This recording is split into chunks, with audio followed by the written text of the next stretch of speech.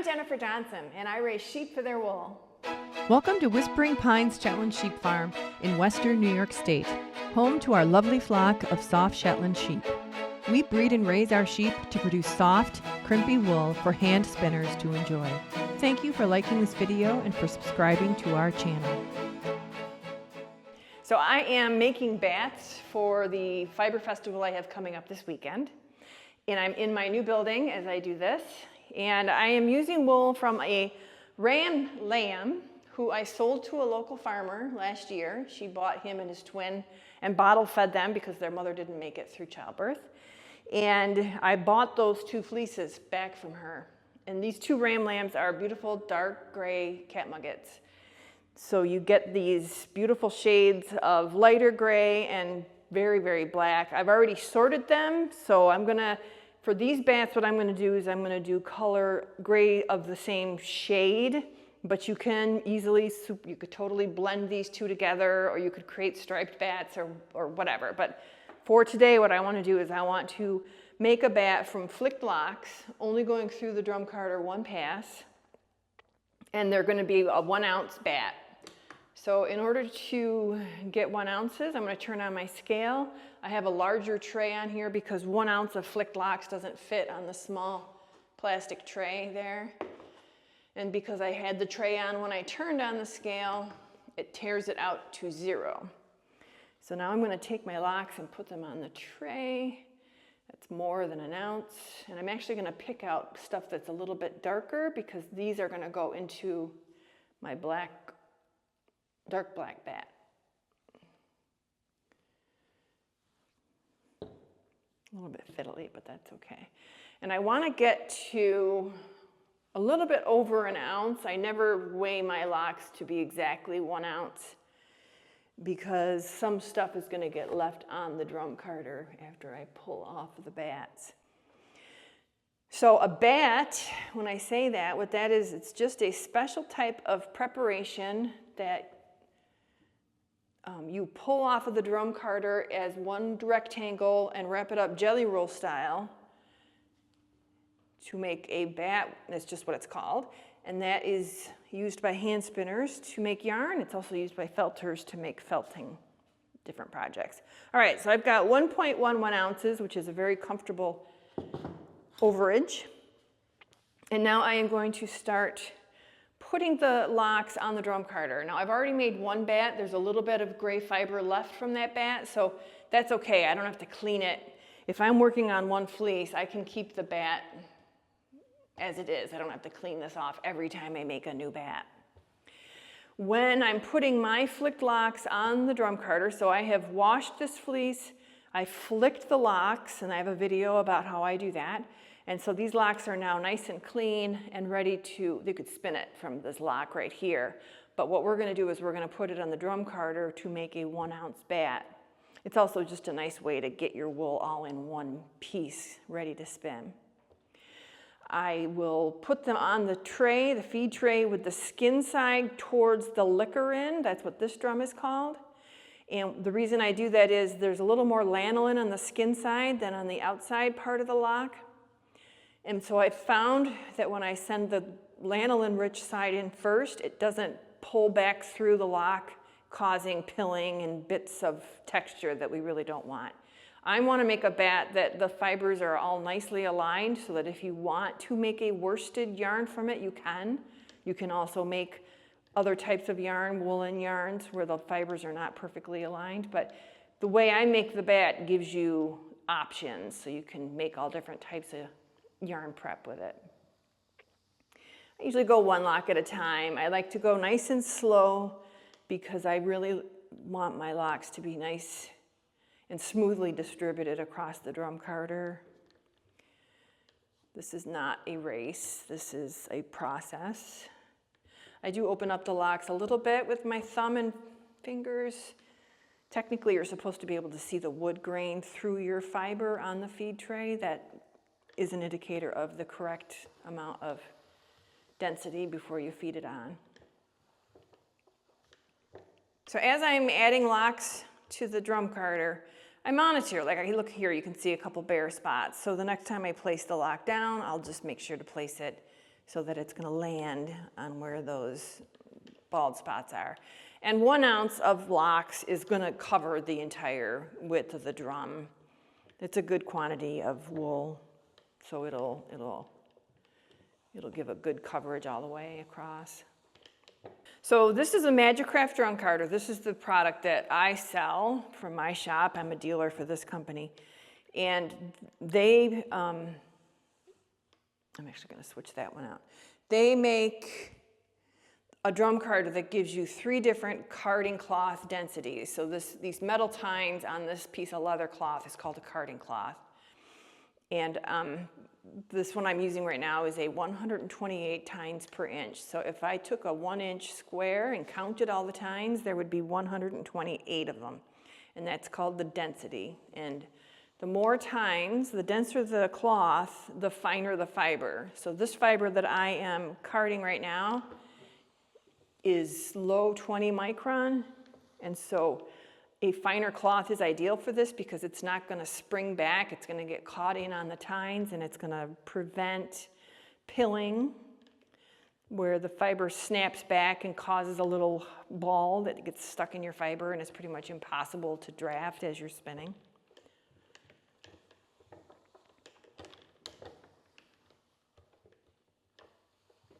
So the drum carder is not a tool for cleaning your fiber. A drum carder is a tool for blending your fibers and making different types of prep. So I happen to be making bats off of this, but we'll make future videos where I make a rolag. You can also make roving, or you can pull sliver, comb top off of a drum carder. So there's all sorts of different preps that you can make off a carder, but many people think that they can take a raw fleece that hasn't been coated or cleaned and run it through a carder and all that hay and stuff will come out, and it does not. Pretty much whatever you put into a drum carder then gets transferred onto the drum, and that is what will be in your ultimate product that you pull off of the carder.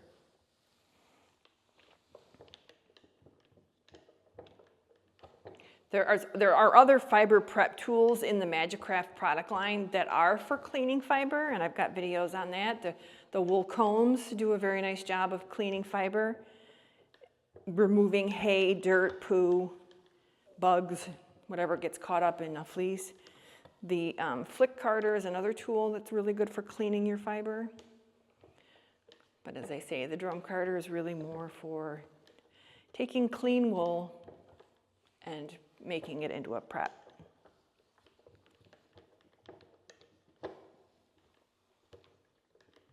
We're almost there. I don't have that much more to go here.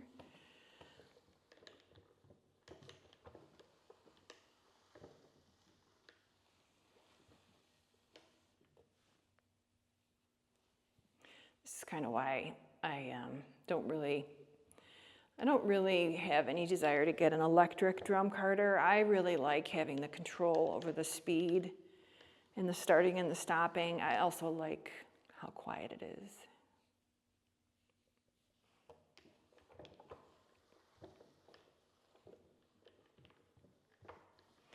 So now I've gotten to the point now where the wool is pretty well on the drum, and I still have a few more locks that I have to put on there.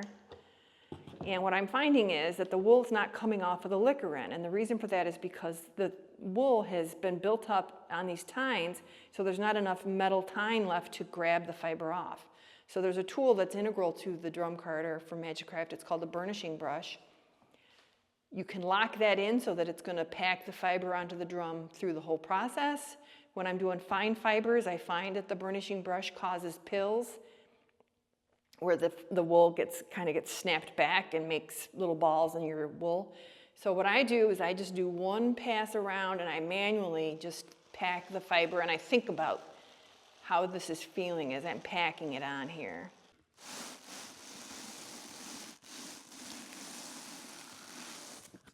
Just one pass around, you stop when you hit the groove there. So now the fiber is packed down there. I've got maybe 2 millimeters of tine sticking out from the fiber that's on the drum, so that will now pick up these last locks that I am going to be putting on here.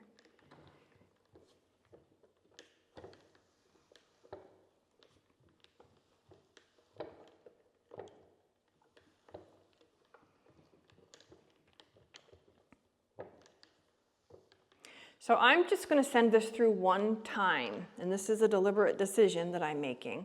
You can send your fiber through multiple times to get a more blended color. My preference is to have a bat where you can see all the different highlights from particularly the catnuggets. They just have so many different shades in one fleece. And I appreciate that, and I feel like these kinds of bats where you can see the very dark charcoal and the lighter gray pays homage to that pattern of the Shetland, and why would you want to cover that up? So now the Liquorin has transferred all the wool that it's going to transfer over. I can see in this gap here, there's nothing being transferred over to the drum from the Liquorin, so it's now ready to remove the bat from the drum. So there's 1 ounce of beautiful gray catnugget fiber on this drum, and we're now going to take it off. So this tool comes with your drum carder, usually Majacraft's Doffer is what this is called, and Majacraft has one with a very blunt tip. A lot of them are very sharp at the tip. And then it's honed down to make it easier to slide your fiber off of the drum carder. Most drum carders are going to have these grooves because the carding cloth has to get joined at some point. And that groove is where you slide your Doffer in order to remove the fiber from your drum. I don't lever it against the wood, so I'm always careful to make sure that the tip is pushed up against that metal groove, and I just gently pull the fiber away. I try to keep it so that it's blunt on this side and long on this side, and you'll see at the end that the longer, looser side is going to be ideal for when I want to wrap the fiber around the bat to smooth it down.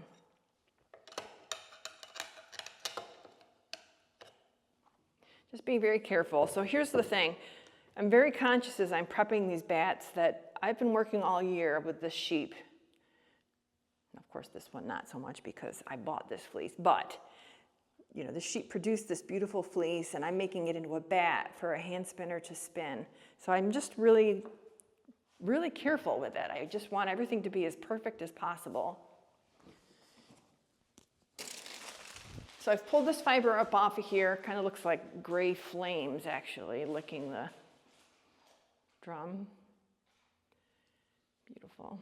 Now I'm going to take this device that I've kind of created, which is a copy of something I saw at a show, which I guess it's normally like a leather pad, but I just use parchment paper and duct tape and 2 PVC tubes.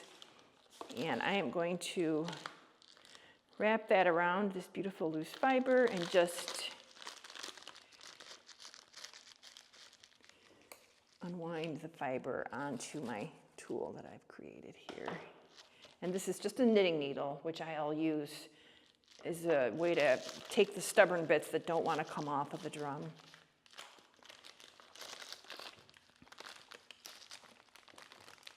Nice and tight. And then I'm kind of sliding if some is resisting coming up onto the wrap.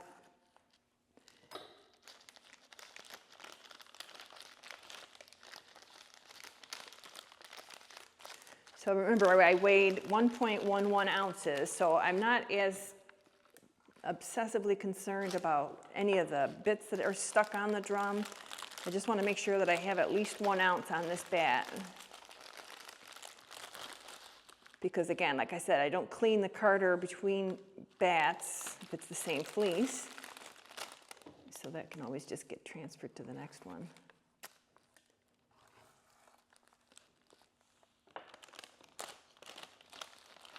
This feels really good. I feel the lanolin, so I don't wash my fleeces to the point of them being really dry. I like to have a little bit of grease. So you can see I've got some slightly shiny hands here. Not as if it were a raw fleece, but there's definitely still a good amount of lovely sheep on these bats that I make.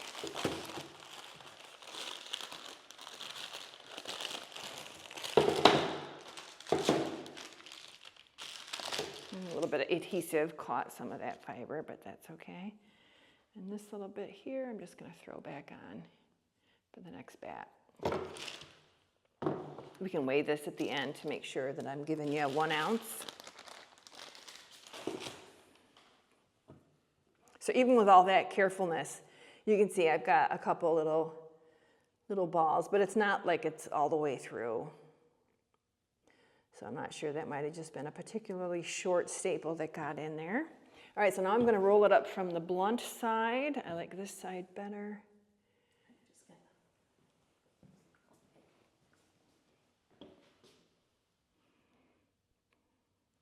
So I'm just going to roll it up.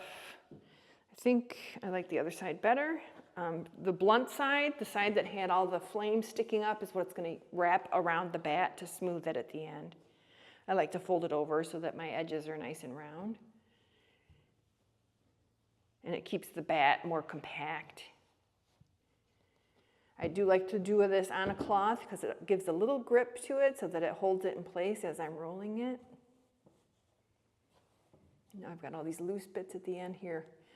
I just caress them around, smooth them down onto the bat. So there's my bat. So it's ready to go. All I have to do now is I put a little sleeve on here with a picture of the sheep. I got to find a picture of this little ram with information about the breed, the color, the weight, the price. And I'm hoping to have about 5 of these for the Central New York Festival. One of them is going to be a darker, richer black color.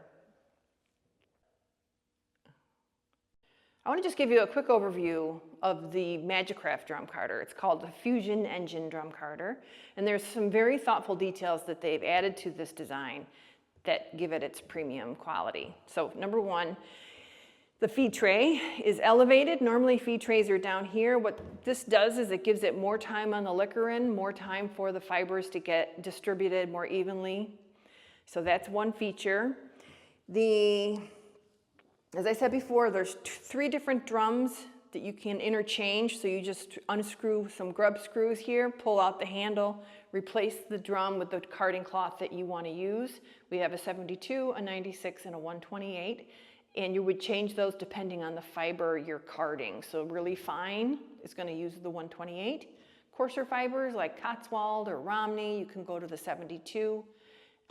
And then in the middle would be your medium wools, you know, Dorset, Finn, whatever.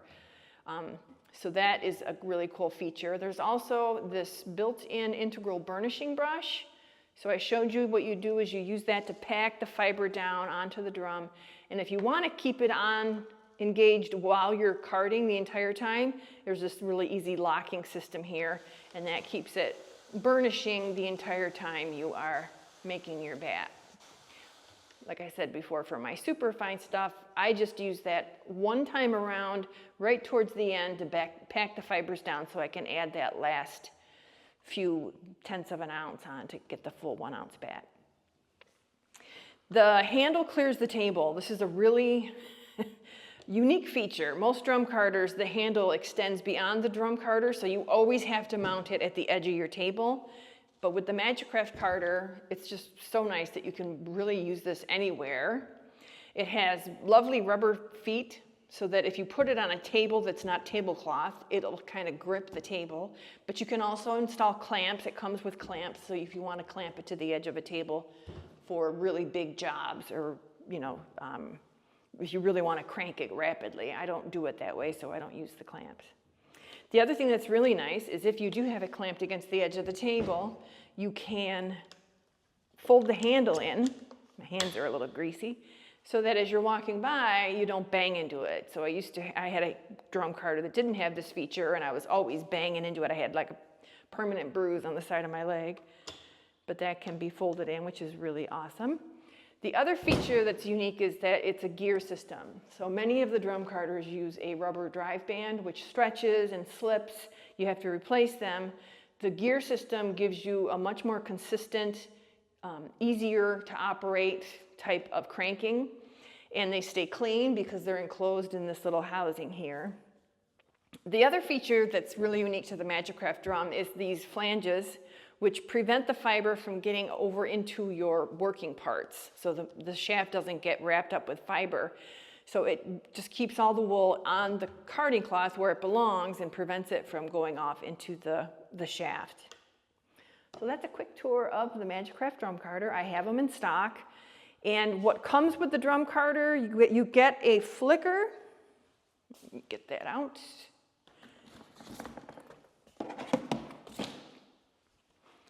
And you use the flicker, so I use this flicker, this is what I use to flick my locks, but it's also used for cleaning the drum. So they send you a flicker with your drum carder. They also send you your doffer, and then your clamps also will come with the drum carder.